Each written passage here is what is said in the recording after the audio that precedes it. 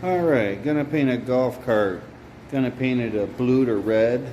You want to get things taped off, but you do not want the tape to touch any of the painted areas because it'll peel when you untape it. You'd rather have a little bit on your molding than you would on this.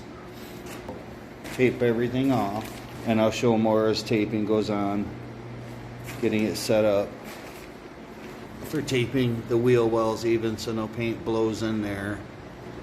And I'll get all this taped up and I'll film more. That way it stays like that so you don't get paint all over the place. But I'll show how to sand it with 360 and then scuff it. I back taped the wheel well with 2" first and then put the paper to it. The finished product of it all masked off.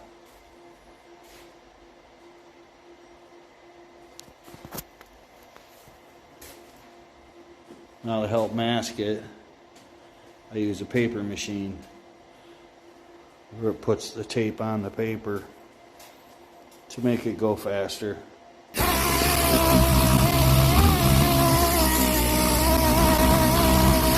After you sand it with the DA, it's good to run over it with a scuff pad to catch all the areas the DA can't, and to go over the areas even you DA'd to make sure you didn't miss any spots. You want the surface to be perfectly dull so the paint doesn't bubble up and peel in a short time. So the better you sand and scuff, the better you are.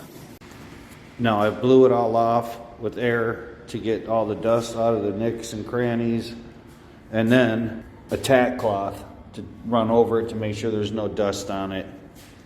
And then you want to paint it until it's covered. I'm going to paint it black first. I'll show some coats going on that.